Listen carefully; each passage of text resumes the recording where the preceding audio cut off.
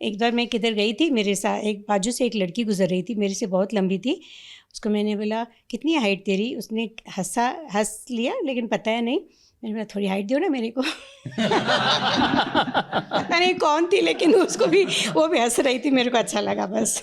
भाई ये हंसी खुशी भली बातें हमेशा होनी चाहिए घर में, क्योंकि कहते हैं कि जहाँ बातें होती हैं वहाँ कोई दिक्कतें नहीं होती हैं, है ना? सही बात है। तो चलिए आपको भी कुछ बातें सुनाते हैं हम, मतलब सुनाते मतलब दिखाते भी हैं।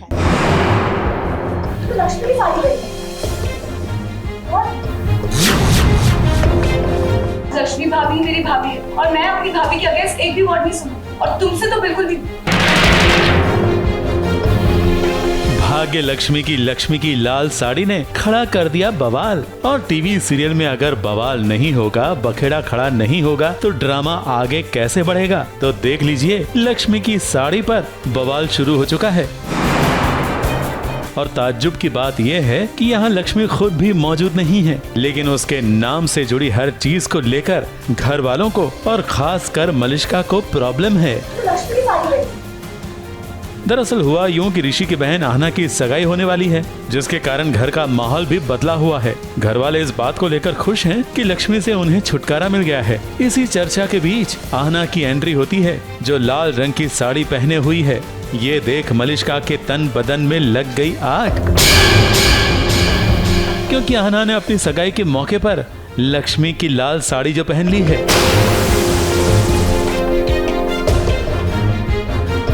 आहना ने तो ये कह भी दिया है कि भले ही घर वालों के लिए लक्ष्मी कुछ मायने ना रखती हो, लेकिन वो लक्ष्मी को अपनी भाभी मानती है। Please stop it, mind your words. कल क्या होने वाला है मुझे नहीं पता, पर आज लक्ष्मी भाभी मेरी भाभी है और मैं अपनी भाभी के अगेंस्ट एक भी वर्ड नहीं सुनूं, और तुमसे तो बिल्कुल भी। वो कौन हो? हमारी फैमिली का मेंबर भी नहीं हो। आज मैं लक्ष्मी के साथ ये बात इसीलिए तो मैंने उनकी साड़ी पहनी। आज मेरी लाइफ की नई शुरुआत है, मुझे उसे सादगी के साथ चमकदमक या दिखावे के साथ लक्ष्मी भाभी खुद है। अब आहना और लक्ष्मी की साड़ी के कारण बवाल हो गया, लेकिन इस बवाल के बीच आहना खुद यहाँ से लौट जाती है। अब जब लक्ष्मी नहीं है फिर भी इतना बवाल है। अब सोचिए जब लक्ष्मी लौटेगी तब ड्रामा कितना होगा। घर वाले भले उसके साथ नहीं, लेकिन कम से कम आहना तो है, और इसीलिए जनता को उम्मीद है कि घर वाले भी आंखें बिछाए लक्ष्मी का स्वागत करेंगे। ABP news report.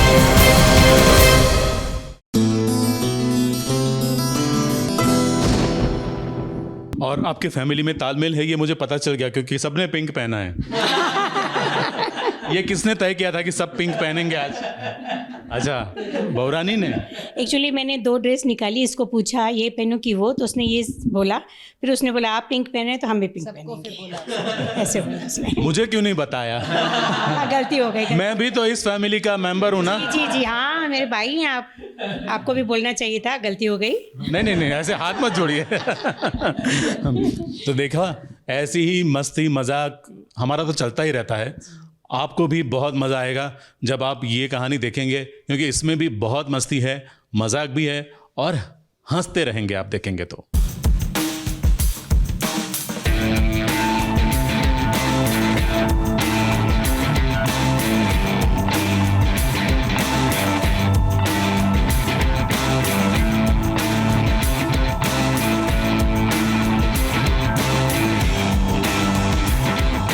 जिस जगह से रणवीर सिंह ने अपने फिल्मी करियर की शुरुआत की थी, उसी यशराज स्टूडियो के फ्लोर से रणवीर सिंह ने किया ऐलान, अपने OTT डेब्यू का ऐलान, इंडिया के first interactive adventure reality special का ऐलान।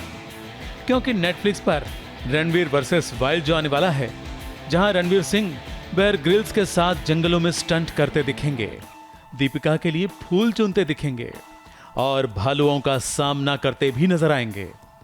इसका ट्रेलर आ चुका है। रणवीर सिंह बेयर ग्रिल्स के साथ के इस खतरनाक स्टंट वाले एपिसोड का प्रचार भी कर रहे हैं और अपने फैंस के साथ लाइव इंटरैक्टिव एडवेंचर को भी दिखा रहे हैं, क्योंकि रणवीर मान रहे हैं कि जनता ही मालिक है। अगर जनता ने उन्हें पसंद कर लिया तो उनका बेड़ा पार, वरना आप तो जानते हैं ना जयेश भाई के साथ क्या हुआ था। इसलिए अपने नेटफ्लिक्स डेब्यू को सफल बनाने के लिए जनता का प्यार जरूरी है, ये बात रणवीर मान चुके हैं। इसीलिए तो जनता को मालिक कह रहे हैं। मालिक आप, भाई बाप आप, मेरी जिंदगी आपके हाथ में है। Give it up for the legend Maghreb! Nice to see you, Ranveer. How you doing, my friend? Top of the pops, my great big brother. Damn, I miss you, man. Ranveer जहां हो वहां एनर्जी हाई रहती ही है, और जब यहां उनका Bear Grylls के साथ लाइव चैट शुरू हुआ तो ये एनर्जी और बढ़ गई, और ये एनर्जी काम आ गई बेयर द्वारा दिए गए टास्क को पूरा करने में, जहां उन्हें उनके फैंस ने खूब मदद की। टास्क था भूल भुलैया से गुजरते हुए एक टेडी बेयर हासिल करने का, क्योंकि शो में रणवीर का बेयर ग्रिल्स के अलावा भालुओं से भी तो पाला पड़ा था।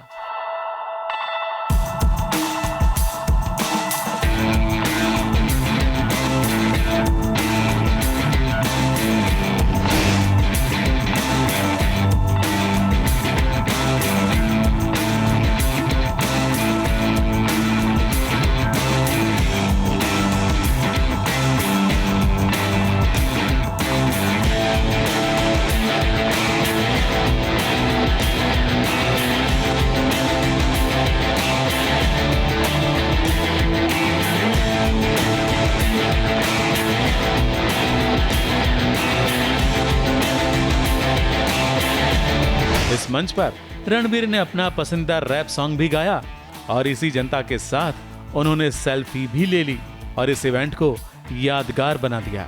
मगर रणवीर का बार बार लोगों को मालिक कहना ये भी याद रहेगा। जनता को तो मालिक कहा ही, लेकिन साथ ही साथ नेटफ्लिक्स के अधिकारियों को भी उन्होंने मालिक कहकर पुकारा। मुंबई से कलीम सलमानी के साथ एबीपी न्यूज रिपोर्ट।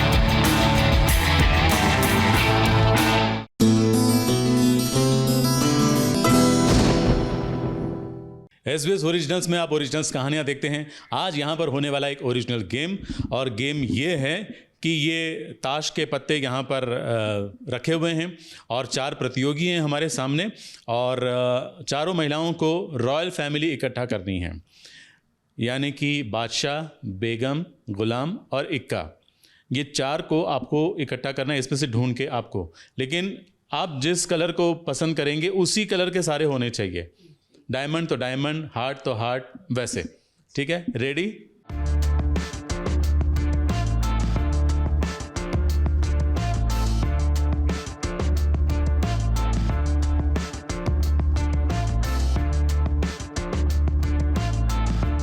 अरे वाह! देखो, वाह, टकुराइन इज टकुराइन। ये ठाकुर झुकेगा नहीं, किसी को जीतने देगा नहीं। Very nice, very nice. Meena ji आपके लिए ताली।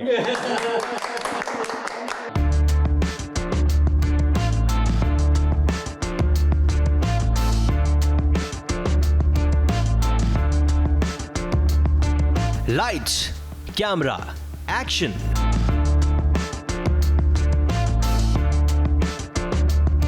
किसी भी कलाकार को ये 3 शब्द सुनकर उतनी ही खुशी होती है जितना कि भूखे को खाना मिलने पर या प्यासे को पानी मिलने पर होती है, क्योंकि अनगिनत घंटों की मेहनत में तपकर, दर्द सहते हुए भी अपने आंसुओं को दुनिया से छिपाकर और हर मुश्किल को अपने रास्ते के मील का पत्थर बनाकर ही कोई कलाकार एक स्टार बनता है। और ऐसे ही स्टार्स की कुछ अनकही, अनसुनी बातें लेकर SBS ओरिजिनल्स आपके सामने आ रहा है अपने बिल्कुल नए सेगमेंट प्रोफाइल में, क्योंकि जो थकेगा नहीं वो हारेगा नहीं।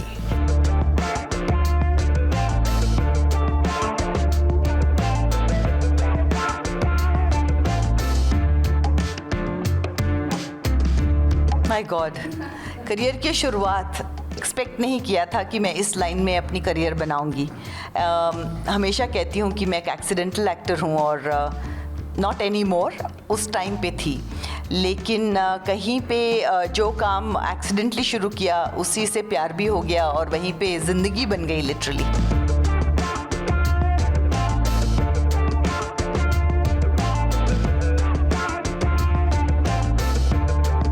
जनवरी 1975। ये वो दिन था जब मुंबई शहर में एक सिविल सर्वेंट जीत बेंद्रे के घर पैदा हुई एक ऐसी लड़की जिसकी परवरिश तो एक आम परिवार के बच्चे जैसे हो रही थी।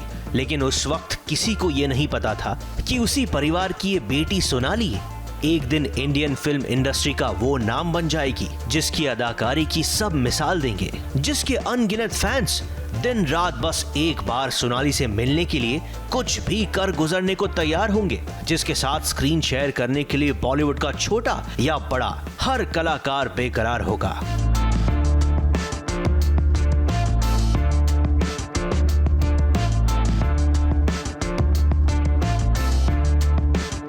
लेकिन सोनाली बेंद्रे का एक्टर बनना महज एक इत्तेफाक था, क्योंकि पहले सोनाली एक मॉडल हुआ करती थी और एक दिन अचानक से स्टार डस्ट टैलेंट सर्च में हिस्सा ले लिया और वहां से उन्हें अपनी पहली फिल्म मिल भी गई जिसका नाम रखा गया राम।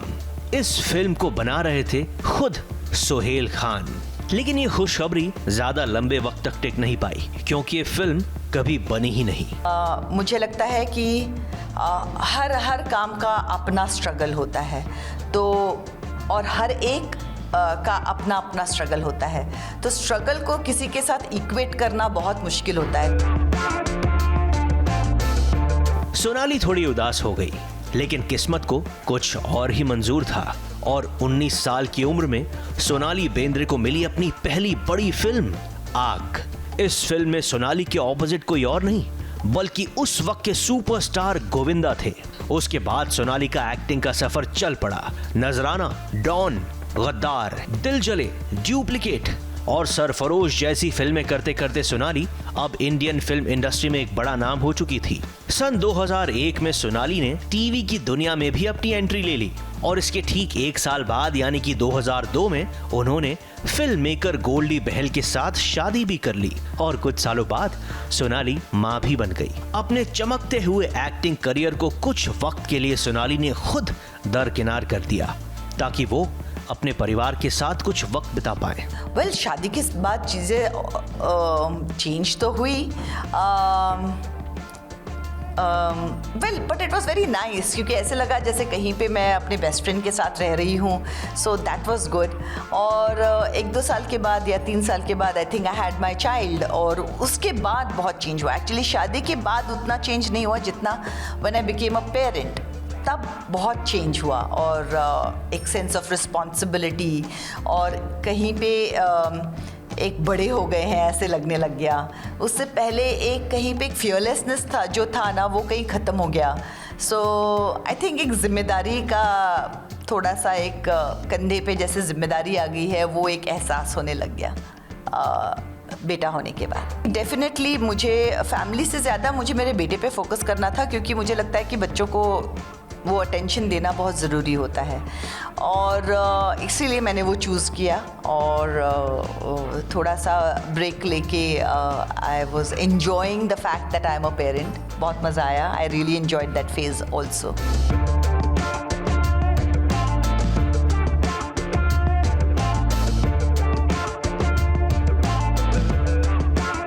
बहरहाल सोनाली ने 3 साल बाद यानी कि 2008 में एक बार फिर से एंटरटेनमेंट की दुनिया में अपनी सेकंड इनिंग शुरू की सोनी टीवी के शो मिस एंड टीवी के जरिए, जिसमें वो जज थी।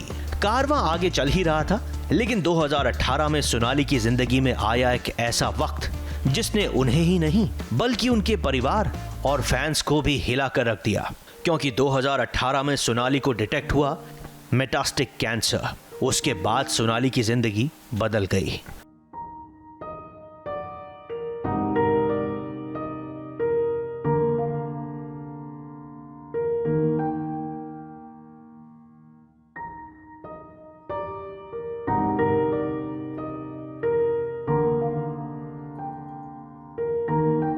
वो जो 2018 में जो कैंसर का जो दौर था वो ऑफ कोर्स बहुत डिफ़िकल्ट था, हार्ड था, लेकिन यू नो मैं अभी अगर पीछे देखती हूँ तो मैं उसके पॉजिटिव देखती हूँ, क्योंकि वेल सेकंड चांस मिला and that is a big deal, क्योंकि कई लोग हैं जिनको नहीं मिला है. सो आई एम वेरी ग्रेटफुल कि मुझे सेकंड चांस मिला. मुझे ये मौका मिला कि मेरे बेटे को मैं बड़ा होते हुए देख सकूं. मुझे ये मौका मिला कि मैं फिर से काम कर सकूं.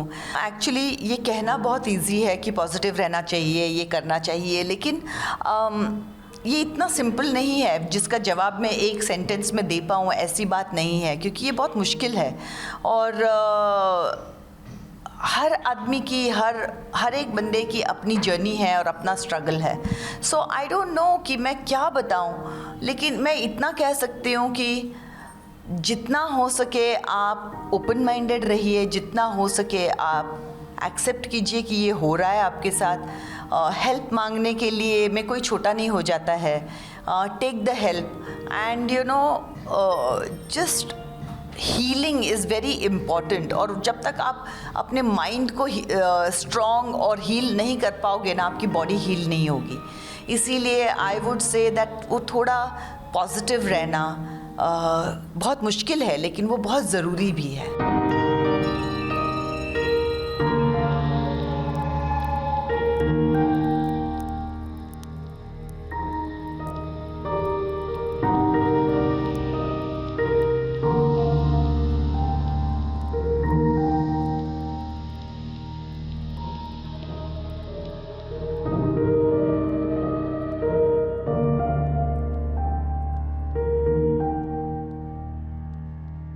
बस इसी स्ट्रॉन्ग माइंड और अपनों की दुआओं की बदौलत सोनाली ने कैंसर को हरा दिया.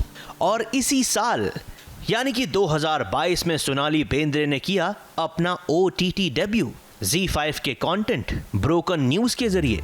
आई थिंक मेरा फेवरेट कैरेक्टर अब तक की जर्नी में मैं अमीना कुरैशी कहूँगी, क्योंकि यू नो वो उस टाइप का कैरेक्टर था जिसके लिए मैं वेट कर रही थी. एक स्ट्रॉन्ग वॉइस है, एक यू नो जिस तरह से एक होप है, एक मॉरल है. तो मेरे लिए ये कैरेक्टर प्ले करना भी मुश्किल रहा और उसको मैंने प्ले करना एंजॉय भी किया. आगे मैं क्या करूँगी ये मैंने एक्चुअली सोचा नहीं है, क्योंकि या सिर्फ OTT करूँगी ये भी मैंने नहीं सोचा है. आई थिंक आगे क्या होगा वो डिपेंड करता है कि मेरे पास किस किस्म का किरदार आता है और अगर वो मुझे अच्छा लगता है या नहीं. तो वो कम्प्लीटली डिपेंड करता है कि मुझे अगर कोई चीज़ एक्साइट करती है तो मैं वो करूँगी, अगर नहीं करेगी तो I am happy to wait.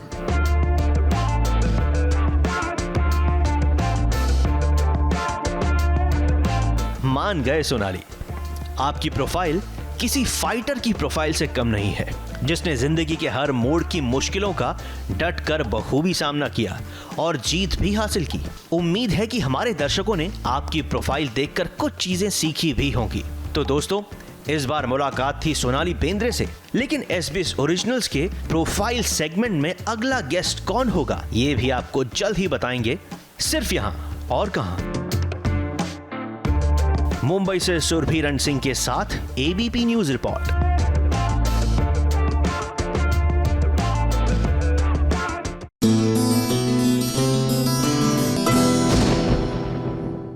ये हंसी खुशी भली बातें हमेशा होनी चाहिए घर में, क्योंकि कहते हैं कि जहाँ बातें होती हैं वहाँ कोई दिक्कतें नहीं होती हैं, है ना. सही बात है. तो चलिए आपको भी कुछ बातें सुनाते हैं हम, मतलब सुनाते मतलब दिखाते भी हैं.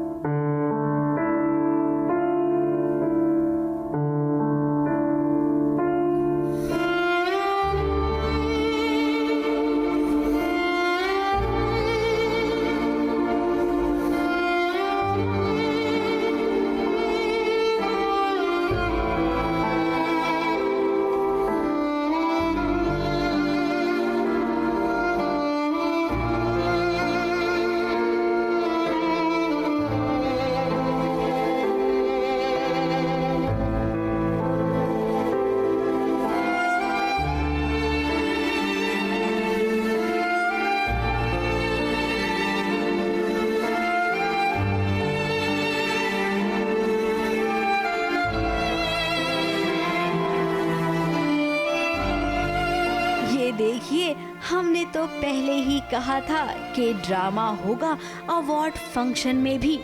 जब गुनगुन स्टेज पर आई, उसे अवार्ड देने के लिए बुलाया गया तब जरा नीचे देखिए कि कौन कौन बैठा है। अनुभव बैठा है और उसके साथ आकृति भी। आकृति ये जताने की कोशिश कर रही है कि अनुभव के साथ वो कितनी खुश है, और अनुभव भी। गुनगुन कुछ ऐसा करने जा रही है जो बहुत डिफ़िकल्ट है, पर बड़े पापा ने एक बहुत ही बड़ी बात गुनगुन से कही है और एक बहुत ही बड़ी चीज़ मांगी है, जो गुनगुन के लिए सब कुछ है। गुनगुन की ज़िंदगी, गुनगुन की जान, गुनगुन का प्यार, गुनगुन का सब कुछ, जो कि अनुभव बन चुका है। पर गुनगुन से वही मांगा है बड़े पापा ने, तो गुनगुन ये सबसे बड़ा सैक्रिफाइस है उसकी ज़िंदगी का, वो करने जा रही है। वहीं स्टेज पर जब गुनगुन और अनुभव दोनों को बुलाया गया, दोनों को मेडल दिया गया, उस वक्त जरा देखिए गुनगुन ने क्या किया। आकृति को उसने स्टेज पर बुलाया और अपना सम्मान उसे दे दिया, और स्टेज पर उसने ये कहा कि उसकी अनुभव के साथ कोई शादी वादी नहीं हुई है। उसने झूठ कहा था ताकि अनुभव को वो बचा सके। गुनगुन चाहती है कि अनुभव गुनगुन से नफरत करने लगे, क्योंकि उसको पता है वरना अनुभव गुनगुन को किसी भी हाल में छोड़ नहीं पाएगा, उससे दूर नहीं हो पाएगा, और अगर वो गुनगुन से दूर नहीं हो पाया तो वो फैमिली से दूर हो जाएगा, जो गुनगुन नहीं चाहती है। दैट्स वाई ये जो भी आप देख रहे हो, बहुत ही ज़्यादा कन्फ्यूजन, ड्रामा, बहुत ज़्यादा दिल दुखता है इसी सब चीज़ों के लिए। अब गुनगुन आप ना त्याग की देवी बन रही हो, जो कि आपको नहीं बनना चाहिए। अपने प्यार को तो किसी और का होने देना ही नहीं चाहिए। ये बात क्या आपको समझानी पड़ेगी? अब आप इतनी भी छोटी बच्ची नहीं हो।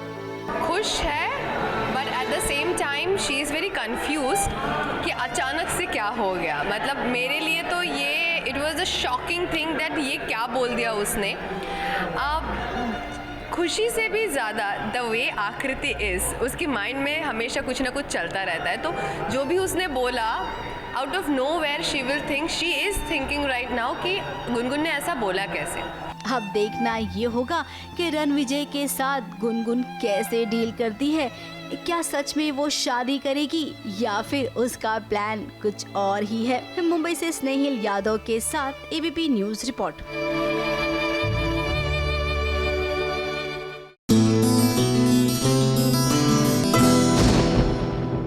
मीना जी SBS की बहुत बड़ी फ़ैन है। मीना जी, आप रोज़ देखती हैं SBS? बिल्कुल, हाँ, विदाउट फेल। उसके पहले मैं जल्दी जल्दी खाना और सब काम निपटा के बस बैठ जाती हूँ। सबको मालूम है घर पे। देखिए, स्पेशल इंस्ट्रक्शंस होते हैं कि खाना मेरे को टाइम पे दिया जाए, लेट नहीं करे, सो दैट मैं फ्री होके SBS देखूं। तो मीना जी, क्या अच्छा लगता है आपको?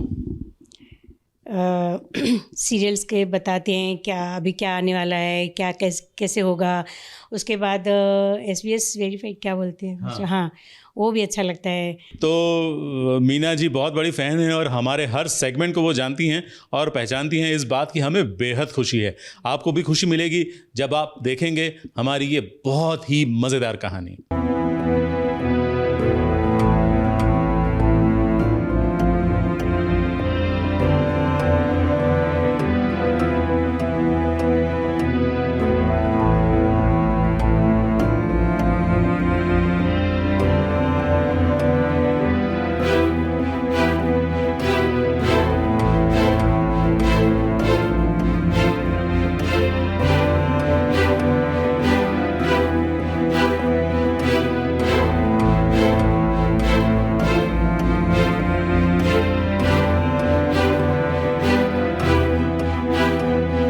प्राची रणवीर का घर छोड़कर अपने उस घर में आ गई है जिस घर में वो रणवीर के साथ रहा करती थी। उस घर में बहुत सारी यादें हैं। वो रो रही है, बिलख रही है। उसे पता ही नहीं है कि उसके पास रणवीर भी आकर बैठा है। अब रणवीर हमेशा की तरह चुप है। न जाने क्यों रणवीर इतना चुप रहता है। जहाँ उसे बोलना होता है उधर बोलता ही नहीं है। अगर रणवीर बोलता ना तो आज कहानी इस स्टेज पर नहीं आ गई होती। अब रणवीर, अब नहीं बोलोगे तो कब बोलोगे? कम से कम घर वालों को जाकर ये तो बताओ कि प्राची प्रेग्नेंट है और उसके पेट में तुम्हारा बच्चा है। बहुत हो गया ये चुपचाप वाला खेल। और प्राची, जब लीप हुआ था ना उस वक्त तो तुम एकदम तेज तर्रार बनकर आई थी। तो अब क्या हुआ, बात बात पर रोने क्यों बैठ जाती हो? उठो और जाओ अपना हक मांगो, क्योंकि ना यहाँ पर हक छीनने से ही मिलेगा।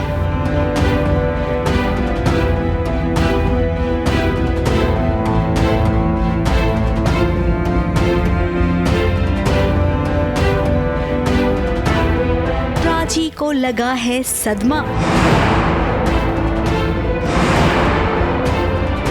और ऐसा सदमा तो उसे बार बार लगता ही रहता है। इस बार उसकी सासू माँ ने उससे कुछ ऐसा कह दिया है जिसे सोच सोच कर वो इस सड़क पर चलती जा रही है। नाजायज है तुम्हारा बच्चा। अगर तुम प्रेग्नेंट हो भी तो भी ये बच्चा रणवीर का नहीं हो सकता। नाजायज है तुम्हारा बच्चा।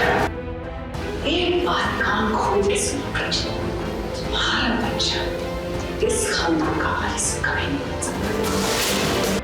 नाजायज है तुम्हारा बच्चा।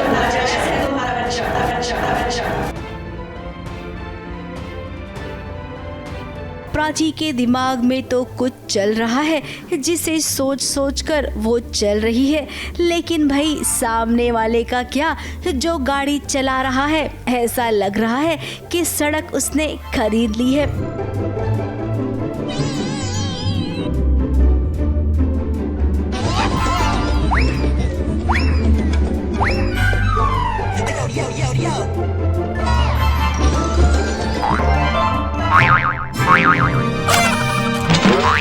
अगर प्राची का ध्यान नहीं है गाड़ी पर तो कम से कम गाड़ी वाले को तो देखना चाहिए ना, ऐसे कैसे सामने कोई आया और उसने उड़ा दिया।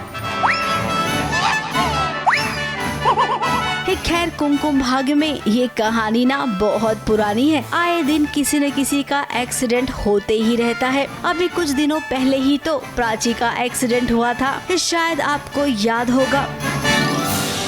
वैसे डरने वाली कोई बात नहीं है, प्राची ना ठीक ठाक है। मुंबई से सुरभि रण सिंह के साथ एबीपी न्यूज रिपोर्ट।